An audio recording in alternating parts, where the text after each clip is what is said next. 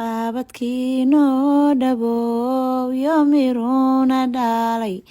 waxqabadkiinoo dhabow yomiruna dhalay dakaadi waataa dhammaatee bishaarada magacaygu waa cali cagmadhiye cali ibraahim cumar waxaan ahay mas-uulka doontaa dejinaya oo doon raashina oo ku soo xiratay dekedda Garacad ilaahay mahadiis weeye maanta dee wakaas raashinkii baa degaya konteenaradii oo ilaa bataashyadii ilaa dharkii ilaa ay nooc wadaha baa taagan maasha Allah dekedda Garacad waa shaqaynaysaa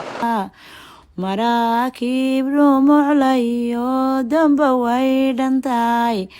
waxaa lagu dhiirtay hawlaysu dheelitiray dhakhtar wax qaalayay sidiisiis dhowrayeen maanta waa maalintii labaad shalay galab baan bilownay saakana wataa wax yar baa ku haray xamaalku waa diyaar wiishku waa diyaar shaqaalaha linka la yiraahdo wadaagsi waa diyaar ay waqti aad u baahatid service-ka rabtay waad helaysaa ma sha Allah marka alxamdulillah rabbil caalamiin ilaahay mahadiis weey gaaraan ugu qaadaya waxa u baahatid waxa tagaysaa meeshii aad deganayd buug hadda uga baahatid haddaad computer inaad wax kala soo baxid u baahatid alxamdulillah rabbil caalamiin sidii dhalaanu baadaway dheefka buuxiyeen dhaqaalihii ilaahay sukeen adhidbaa u muuday wardowlada dhumucda weyn Abdullah Xasan operation manager dekedda Garacad waxaan leenahay soo dhawaada mar labaad iyo mar saddexaad waxaan ku jirnaa shaqadeennii caadiga ahayd maalinlaha ahayd ee dekedda Garacad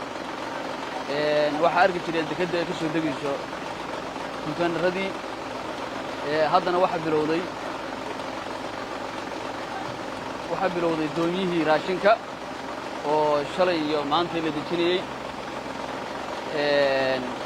waxaan leenahay ganacsatada meel kasta ay joogaan ka faa'iidaysa dekedda waa maalkiinii iyo maskaxdiinnii